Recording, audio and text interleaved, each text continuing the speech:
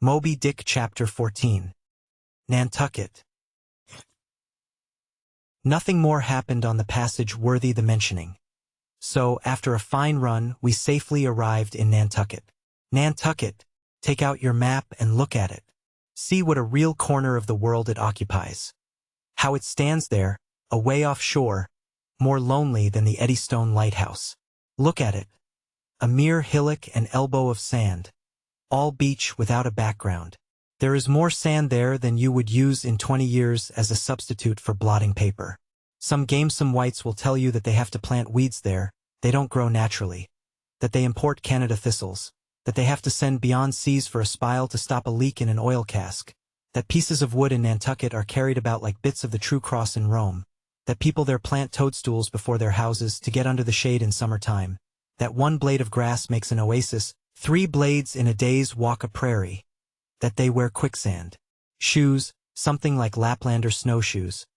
That they are so shut up, belted about, every way enclosed, surrounded, and made an utter island of by the ocean. That to their very chairs and tables small clams will sometimes be found adhering, as to the backs of sea turtles. But these extravaganzas only show that Nantucket is no Illinois. Look now at the wondrous traditional story of how this island was settled by the red men. Thus goes the legend.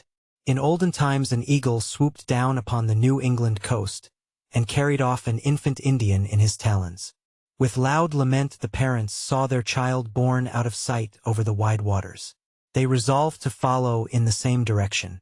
Setting out in their canoes, after a perilous passage they discovered the island, and there they found an empty ivory casket, the poor little Indian's skeleton. What wonder, then, that these Nantucketers, born on a beach, should take to the sea for a livelihood. They first caught crabs and quahogs in the sand. Grown bolder, they waded out with nets for mackerel.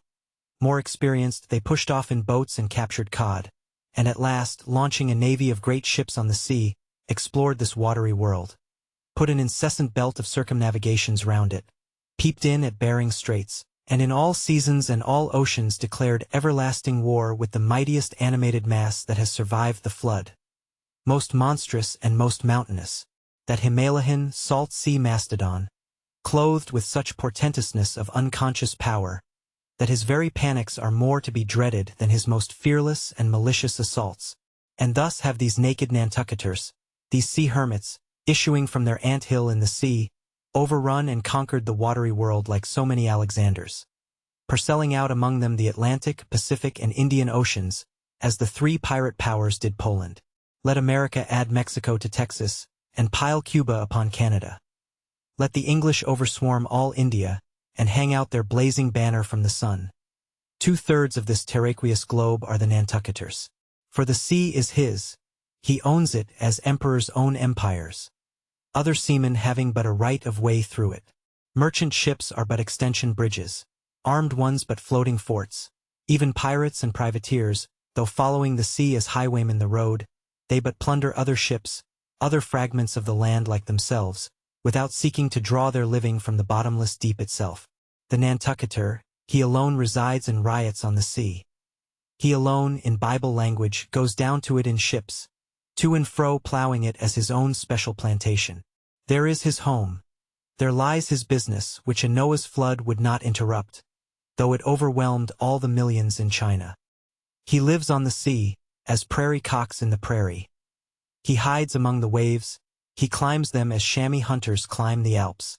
For years he knows not the land, so that when he comes to it at last, it smells like another world, more strangely than the moon would to an earthsman. With the landless gull that at sunset folds her wings and is rocked to sleep between billows. So at nightfall the Nantucketer, out of sight of land, furls his sails, and lays him to his rest, while under his very pillow rush herds of walruses and whales.